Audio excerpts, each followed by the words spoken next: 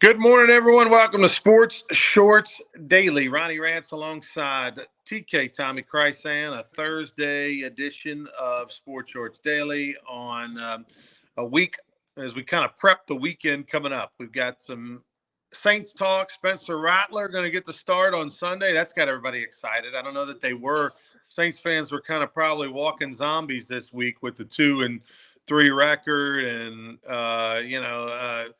Carr out for a number of weeks. And the way things are trending, the Saints are beat up. They're not looking like they're going to all of a sudden. Now there's some juice, some energy, and some anticipation and excitement. Yeah, you take it on your rival, the Tampa Bay Bucks, on Sunday. So much on that game, on the line relative to trying to stay relevant just 6 games into a 17-game season.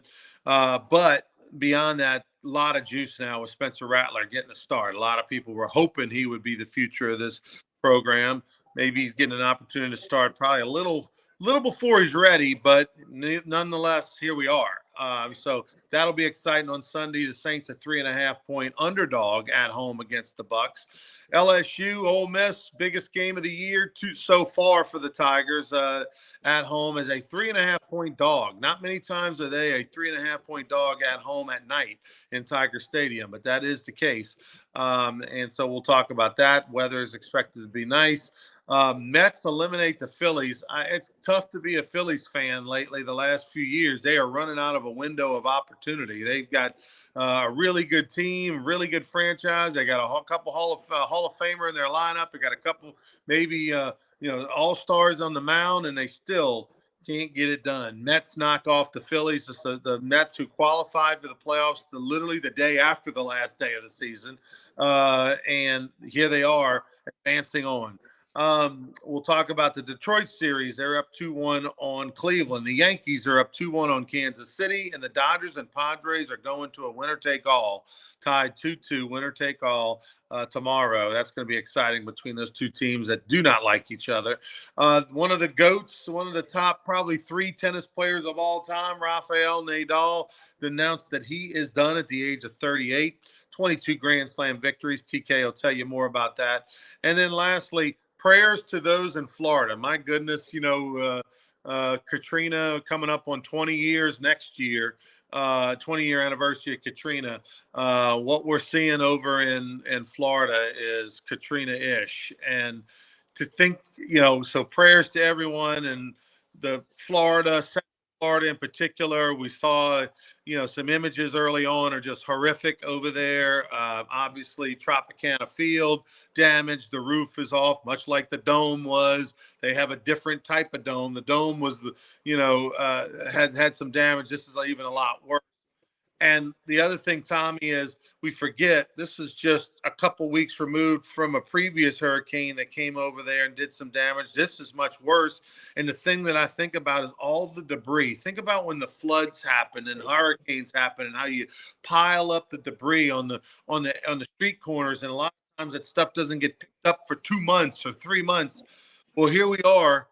Debris on top of 100-mile-an-hour winds. It's just horrible what's going on over there. And Tampa Bay, the Bucks, the Saints' opponent this weekend, those guys are worried about their family and their friends and their property, and the tremendous distraction for the Bucks before a big game this week against the Saints. Well, Ronnie, you talk about Katrina and the damage there, and I'll repeat this story. My dad had a home in Chalmette. I didn't go to that home till 17 months after Katrina hit. When I had to go down there, paperwork, we ended up selling the lot, whatever. But I'm telling you right now, been in New Orleans all my life, as a kid. When I drove into St. Bernard Parish, went past the old Holy Cross in the 9th Ward, drove into St. Bernard Parish, 17 months after Katrina hit, I'm looking around thinking it hit like the week before. I remember having that feeling like, wait a minute, this happened last week or it happened 17 months ago? Obviously, it was 17 months ago. So those folks in Florida, many people say they're not fully recovered from Katrina. They're probably more than halfway recovered in the city, if you will. But, they're looking at a decade or longer. And then when you look at Tropicana Field, can the Rays play there next year? Maybe not. because not only do you have to fix the roof, but you got all the other stuff and the debris that you say. I mean, it's Mother Nature can be fierce and vicious, and that's the case here. And I got a lot of friends in Florida. Some of them got out of there. Some of them good buddies a lot of people who watch this show in the Jacksonville, Florida area. They didn't feel much of anything, just a thunderstorm and so a little bit of wind, because it was south of them when it went through the state of Florida. So tough times on them people. Prayers to all of them involved, and they've got a decade or more of trying to regather things and family and friends and property. I mean, it's awful, and we know exactly what it means. I do, because of Katrina, what it did to my father's home and so many people that I know in St. Bernard Parish in New Orleans. And then, of course, we had the flood in Baton Rouge, 7, 8 years ago. I mean, we know what it feels like because we've been there, done that, but it doesn't make it any better for those folks. I mean, this is change that community forever, right? You're going to have some people that are going to leave the community and never come back. Yeah, I mean, how could you blame them if you've been hit by a hurricane? In essence, I mean, this one hit you directly in the sense that the one a few weeks ago wasn't as direct, but people are.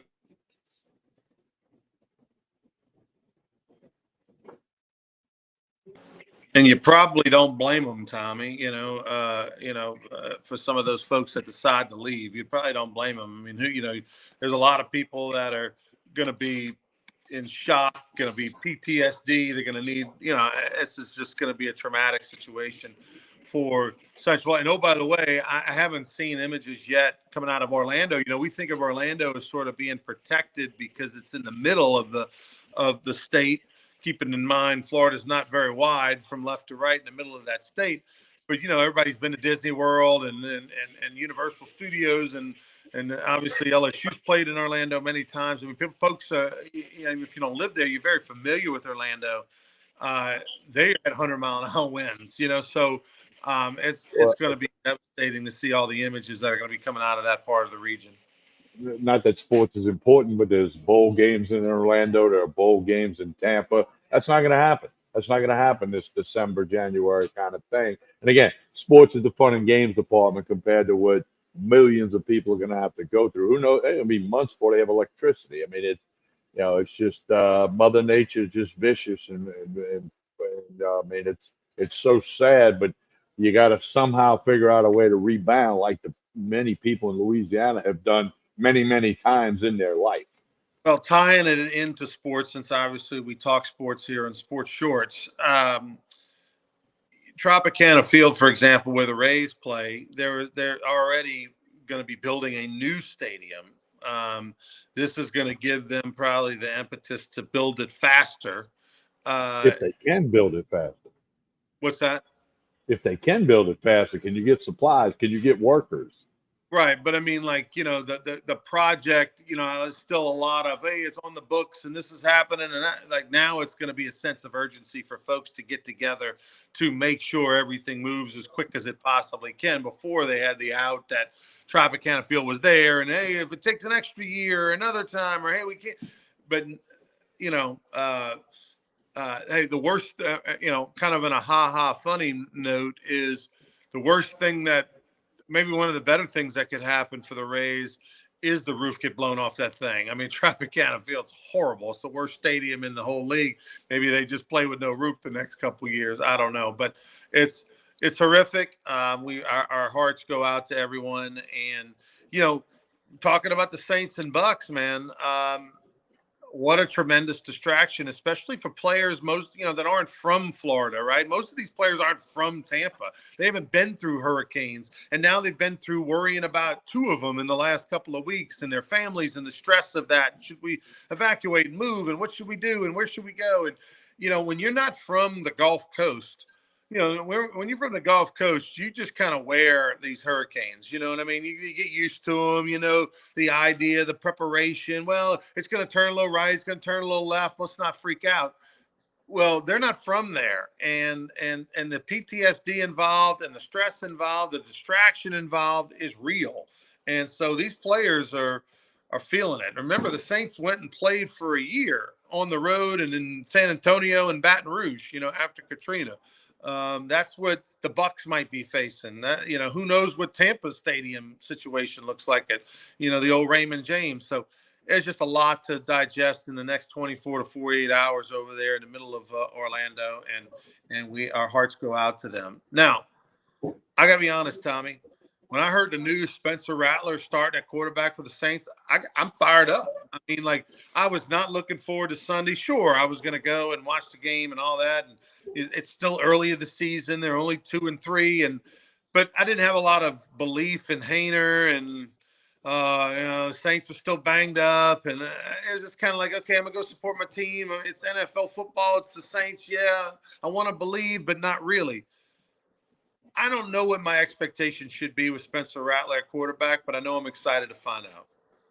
Well, it's his chance to show he is the quarterback of the future. Okay, and the game's at home. So if he does some good things, the crowd's going to get behind him. His teammates are going to get behind him, all that stuff. And to me, he's more of an NFL quarterback than Hainer. What we saw in the preseason, what he did in college, at Oklahoma, at South Carolina.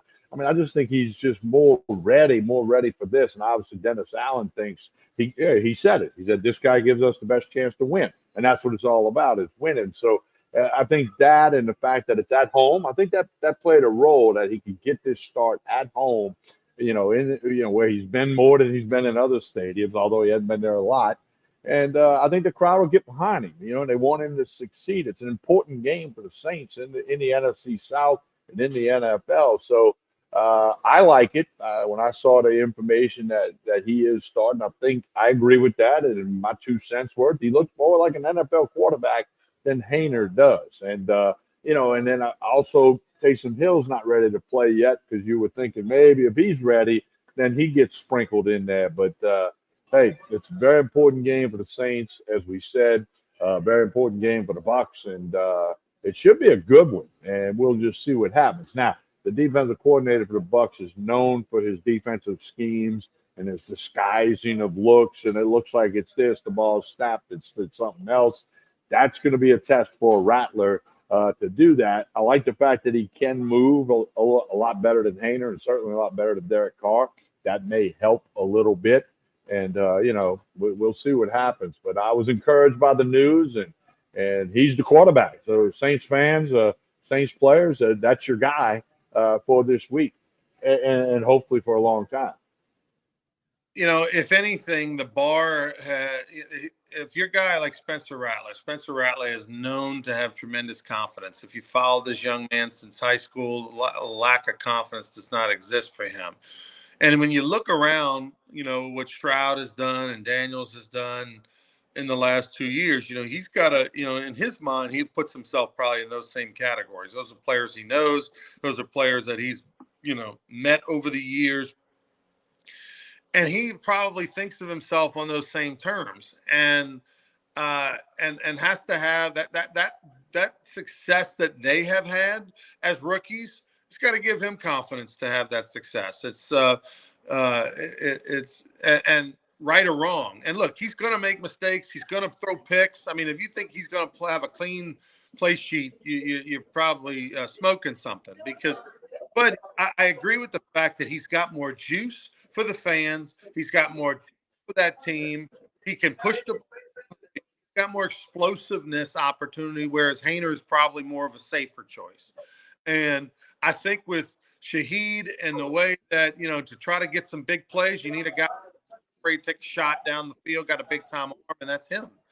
He at least scares the defense with that ability, whereas Hainer maybe not as much. So excited to see. Like I said, I think we're popping that wine before it's time. I don't like the fact that 6 games in to his rookie season, he's getting the start. Especially against a team that's pretty good. Don't love where he's at, but at the same time, here we are. I like it better than Hainer. Now, the Saints are a 3.5-point dog. I honestly, there's nothing that justifies betting on the Saints unless you're just a Go Tiger fan. This is a situation where they are banged up. They lack offensive firepower over the last 3 weeks. It's not going to shouldn't get any better with a rookie quarterback. They still don't have Taysom Hill. They still have a couple offensive linemen that are banged up. So therefore, why would you take the Saints unless you just simply want to be a go Saints fan? Where I do like is LSU plus 3.5 this week at home against Yes, I like that spot. Nighttime game, week off to prepare, to get healthy, to scheme, to probably show them Ole Miss wise a few things they haven't seen. That's what you usually do when you got 2 weeks to prepare for a game, especially on the defensive side of the ball. They can give Ole Miss some different looks and get a chance to work on things without Perkins in the mix. You got an opportunity to put in something different. So I'd like LSU in this opportunity. Well, Brian Kelly's record in Tiger Stadium on a Saturday night is pretty sporty. LSU's always, known to be pretty significant on a Saturday night in Tiger Stadium. As you said earlier, the weather's going to be fine. I mean, if people will tailgate all day. They're going to get ready. It should be, all the stars lined up. And it's a very important game for both teams. All games are important. I get that. But this is a very important game for both teams in the SEC standings. And in a distance of the 12-team playoffs. So a win, LSU was 10-13 in the two polls. A win here, and you become a top 10 team in both polls. And top 10 says, oh, maybe be in that 12-team playoff. So a lot on the line in the football game on, Saturday night. But, Lane Kiffin and Jackson Dart and, the Rebels, they're not going to have their top receiver, Harris. He's questionable in that availability report or injury report that all SEC teams have to do when it's SEC versus SEC. That'll help the gamblers a little bit, especially if certain people are ruled out before kick time Saturday night. So it's a big, big game. It should be a great atmosphere out there at Tiger Stadium. Well, Ole Miss, to their credit, cleaned it up, looked good, took care of business, dominated South Carolina last week on the road, which if you're an Ole Miss fan, that's what you wanted to see. But this is the game that they have been circling. This is the game that they went all in on NIL. This is the game that is going to, determine. Remember last year, LSU had an 8-point lead in the fourth quarter and lost the game on the road. Gave up a go-ahead score, with under a minute to go in that ball game. And it was just the lack of LSU defense. They couldn't stop a cold last year, and that's what did them in. And the game just went back and forth, and they scored over 40 points and still lost. The defense is better, regardless. It is better than it was a year ago. And maybe their offense isn't as good as it was a year ago. I don't know. But I fully expect this one to be a ping pong game, and I expect it to be high scoring. Will it get to 52-48 or anything like that? I don't think so. But I think there's probably just enough of a hitch in their giddy up offensively. Probably, from a couple of weeks ago. I love the fact that LSU gets 2 weeks to prepare for this game. It is a night game. Nussmeier getting a lot of love. I mean, I saw, some mock drafts had him going, top 15 picks in the first round in those mock drafts. I mean, so he's, playing with a lot of confidence, playing well. This is his opportunity. Lots made about Dart going into the season, Heisman candidate, all that stuff. This is an opportunity for Nussmeier to show the world, hey, don't talk about me, not him. It's one of the top matchups of the weekend, so it will have a lot of attention. Over and under 61.5. My early thought on that is it's going to go over that number. Okay. Yeah. 61.5, that means if it's 33-30, you're over, obviously. I can do the math. That's that Holy Cross math. But yeah, so 61.5, and that's come down. But I think it's a shootout ping pong game, as you termed it. We'll see what happens. It should be a fun night. All right, Major League Baseball, we told you before at the beginning of the show, the Mets knock off the Phillies. I've got, Philly fans are rough. They are brutal. They're going to start to turn on these Phillies. I mean, they're one of these teams year in and year out, getting it to the dance, just not getting those World Series titles that they want. This was a really good Phillies team preseason. It had all the expectations, and yet the Mets, get it done. But Detroit, I know going into after the wild card, you and I both kind of just like, whoa, Detroit, the last few weeks and what they've done is impressive. I know you're still in the Detroit bandwagon. Well, they got pitching, a bunch of young guys that are throwing, and they've thrown 44 innings in the postseason. And they got 40 goose eggs on the board. Okay, that's pretty sporty in postseason baseball. And it's a bunch of young guys. The average age is the youngest in MLB. The payroll's the smallest in MLB, and they're just out there, loving baseball, having fun, and playing. And they play hard. They run out every ground ball. They do all the little things, and don't forget, AJ Hinch is the manager. He had a lot of success in Houston. And then, of course, the trash can stuff all came unglued, and he had to sit out. And now he's been back in Detroit for a while. And he's got this team where nobody thought they would be, especially if you go back to June. Yeah, they were 10, 12 games out of the playoff picture, a couple of months ago. And they got hot at the right time, and they've stayed hot here in the postseason. Now, and Cleveland is, it went south a little bit, and that Detroit can wrap it up at home today. I'd look for that to happen in Detroit. Their fans are going nuts. They're waving the orange towels. I mean, it's quite the atmosphere. Is the best pitcher in baseball right now, the ace lefty for Detroit. What he's doing and the confidence he's pitching with and everything is incredible. When you got a donkey like that on the bump, anything's possible. He's a guy who, anytime he gets anytime he gets the ball in his hand, it is, you got to bet him. And that's where they're at right now. AJ Hinch, I don't know. I would love to watch the 30 for 30 one day on the Astros cheating scandal, 20 years from now when players, somebody decides to tell you really what was going on, really what was the system and all that. I'd love to know, what AJ Hinch knew, didn't know, all that kind of stuff. But being a guy who's been in a dugout many, many times, there's no way he didn't know everything. There's no way what was that trash can sound? There's no way he didn't know if his hitter had a buzzer or anything like that. Uh, look, all those guys to me deserve the wrath of the fans, and they deserve whatever consequences Major League Baseball gave them because they were cheating and they got caught. Not to say other people don't cheat. It's just the same as if you drive 90 miles an hour down the interstate. You got the ticket. Yeah, there's other cars that go 90 miles an hour. They didn't. They can't get it all. Everybody can't catch them all. The latest, Tommy, is with all the technology now out there.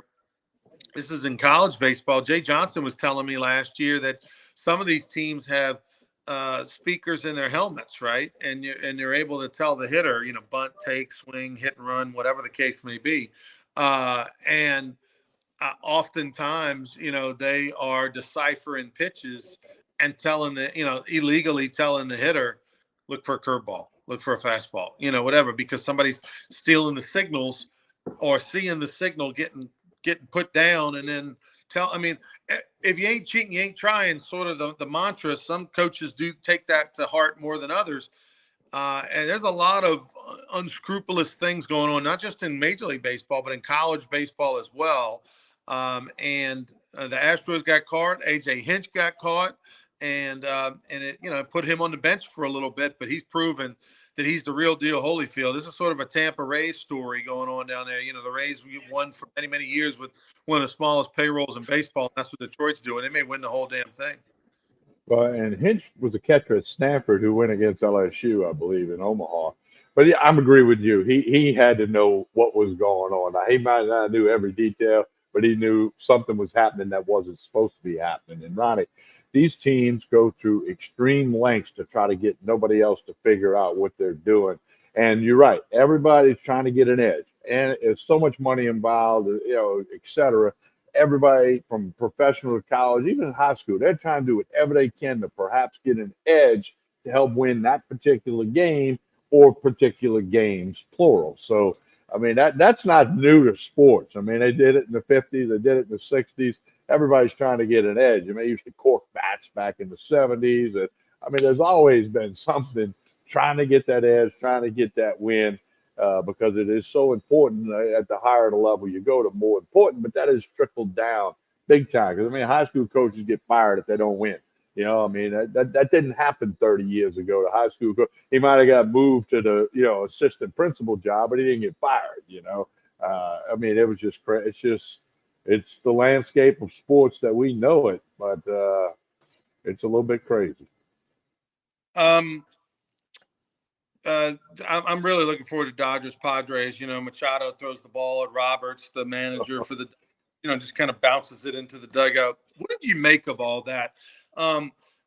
Before the video surfaced, they made it seem as if, Machado buzzed the tower sort of thing, an old Top Gun term from the movies where, he sizzled the ball into the dugout and Roberts had to duck out of the way to avoid getting hit. But when you see the video, you see that he kind of like turned, and it's sort of like almost like throwing a ball into the dugout if you take an infield and outfield and you get done and somebody forgot to get the ball from you and you just throw it in.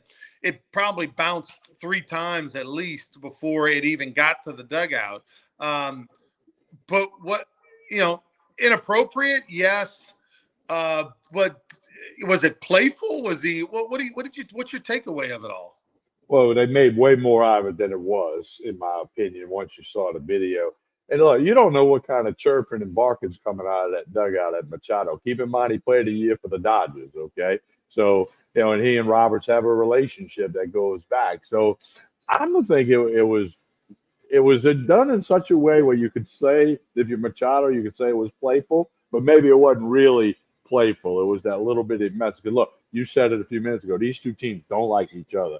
The fans don't like the other team. I mean, it's a rivalry, which you don't have a lot in Major League Baseball. Rivalries like this one, and now they go to a Game 5, which the winner will go to the league championship series. So I think they made more out of it than it is and it was, and I don't think it's going to have an effect. They got to go back to LA for Game 5. Those fans are going to, elevate their, raucousness to get ready for this, and there'll be a lot on the line. It's not Game 7, but it's Game 5 with the same meaning. Yeah, I thought Roberts came off looking a little wimpy. Yeah. He wasn't a boy who cried wolf. It was legit. The ball was thrown towards him in the dugout, but and Machado shouldn't have done it. But at the same time, like it wasn't like for the first 24 hours when I hadn't seen the video, it was like it was they made it seem as if he took the ball, tried to throw it 90 miles an hour into the dugout and hit him or something and barely missed him. And instead he immediately kind of skips the ball on the ground towards him. So, but that's added some great drama and juice and theater to this whole thing. Rafael Nadal, we're coming up on an end in an era. It was Federer a year or two ago, a couple years ago. Nadal has now announced his retirement, and then Djokovic's still out there. You're talking about the 3 greatest tennis players probably of all time, all playing at the same era. Like this is the end now of the golden age of men's tennis. I grew up on Connors and McEnroe and all that stuff, and Lendl and everybody like that. But this is truly this has been the last 15 years, the golden age of men's tennis.